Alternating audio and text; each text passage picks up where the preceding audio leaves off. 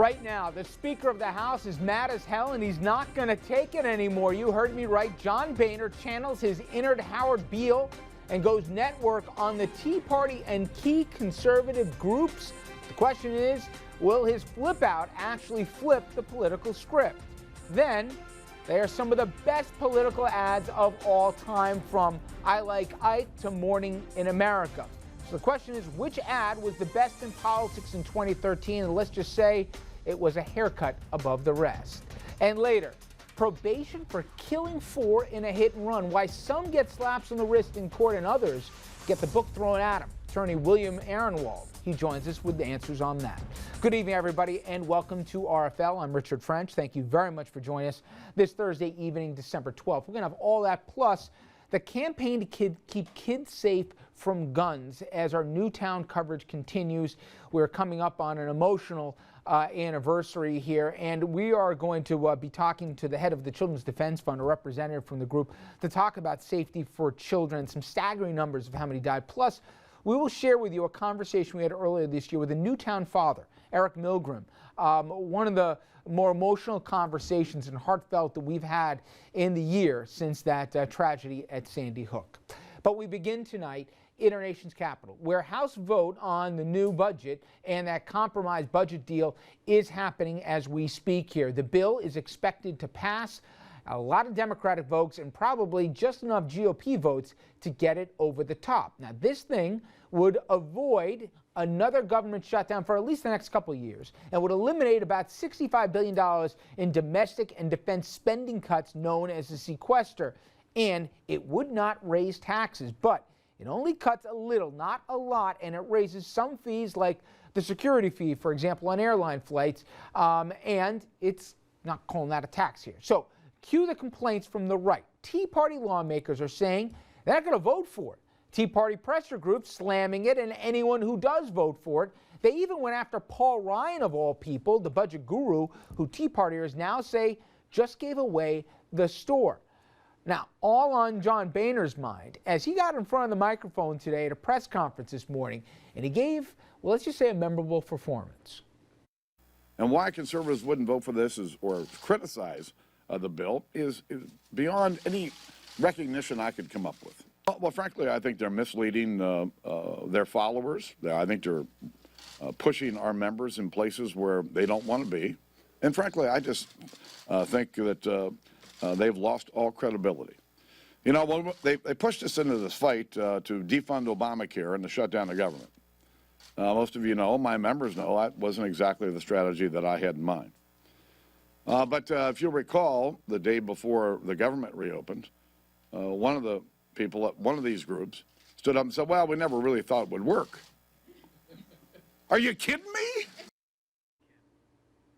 Okay, this is a live picture right now of the floor of Congress here, and while they've just begun voting on this thing, the early returns and the inside math says this will pass here, and the Tea Party complaints aside, this thing is going through. Let's bring in our panel on this right now. Dominic Carter, political journalist and author, Andrew Whitman, senior political correspondent. Now, as much as this is significant from a policy standpoint that we're not going to see relived in the next couple of months here, the government shutdown and the debt limit in all likelihood fight that we saw just a few months ago, more significant, you could argue, is that any infighting behind closed doors between the hard right here and Republicans, not even moderate, just conservatives, not arch conservatives, this thing unfolded on a public stage. Andrew, this is a family fight here that's gone viral. And it's certainly getting a lot of play that way. I mean, Boehner certainly seemed passionate about defending his position, the more moderate position within the GOP. The Republican or the conservative groups like Heritage and other groups, Tea Party Patriots, already have the knives out and saying that's, you know, we don't follow at all what Boehner is saying. I don't see a lot changing as a result of this. I think this is a lot of good sound bites. I think that lets each group sort of fundraise off of their position. Boehner can say, look, I'm standing up to them, and the Tea Party groups and Heritage can say, we need your money because we need to beat these guys and get the real GOP. Yeah, I do too. And Dom, there's one part, the exchanges weren't just John Boehner and the Freedom Works or the Heritage Foundation. Immediately after this thing came out, Marco Rubio came out and said, he didn't say it by name here, but he said, some of these folks here, and he was really attributing to Paul Ryan, whose name's on this thing, they basically gave away the store here and they're not true fiscal conservatives. He fired back on national TV saying, well, maybe you ought to read it first. So there is already the lines being drawn, people with political ambitions in 2016, people within the party. Apparently a lot of members had it up to here by what went down at the end of last year. They saw their polls take a beat down for it. They missed the opportunity with health care. There was a whole month they could have been attacking the president. Instead, they took us over the cliff and got blamed for it.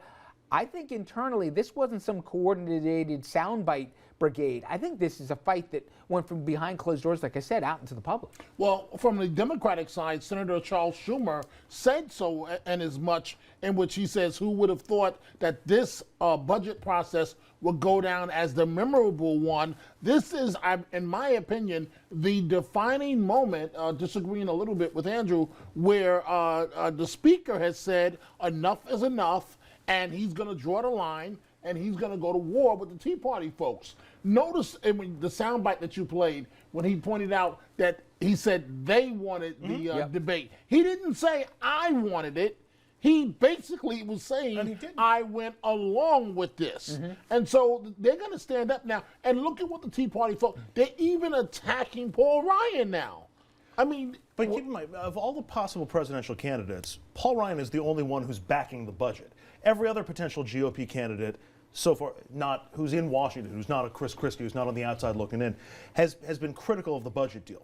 So everybody who's running for president is looking to their right and trying to protect their right side. So Paul Ryan's the only one taking heat on this. It's not moving the party all that much at this point. It's giving an opportunity to draw those battle lines, but I don't think that's going to play out except for this, and maybe when you get down to the debt limit. I think with how far John Boehner went, he could have mitigated what he said today. And he's a big boy. He knew the cameras were on. He knew the press conference. So a couple of those lines he was waiting for. We've all covered these things where some of it seems off the cuff. He knew what he was doing when he went in front of the mics. We agree on that.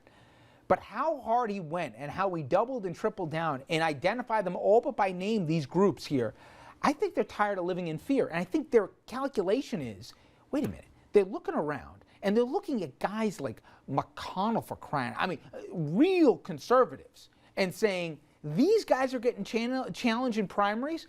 What are they going to challenge, all of us? How much money do these people really have? Are they really going to spread it out over 200 and some odd races here? Let's stop living in fear and let's call them out for what they are. They don't have as much money as everybody pretends. They don't have as much influence as everybody really thinks. Let's call their bluff. I want to believe that's the line. Why would he have done it if he didn't do that? Speaker McConnell also, Mitch McConnell also opposing this budget deal. And Ralph, if we can show the vote again for what's going on in the House as the vote keeps rolling in. A lot of people aren't voting yet. They're waiting for Democrats to put this thing over the top. And there you see the numbers. It's going to be a race, like you see the 4 minutes and 30. But it's going to be a race to see who's the last one to vote, because no Republican who has to vote yes wants to, unless they're absolutely forced to. Okay, everybody but if you even look now, 55 Republicans have already voted yes. I understand. Okay, over 39 Democrats. I understand your point here. As soon as they get one vote over, all the Republicans are going to vote no. That may very well be the case, but I think that tonight will go down in history, or the last couple of days, where Republicans have said enough is enough. We're taking back our party, and we're not going over the cliff with you. I would say though, when Chuck Schumer and Harry Reid today are complimenting John Boehner, not exactly the kind of stops in the back that John Boehner was probably asking for, but we're going to see how this thing plays out. All right, now after the break here, talk more politics, but how about the best campaign ad in the worst campaign spot of not just 2013, but we'll go back in the time capsule to some spots here that maybe some of our older viewers remember that really shaped the election. As we got to break, a live shot of Congress here actually doing some work. Stay with us. We'll be right back.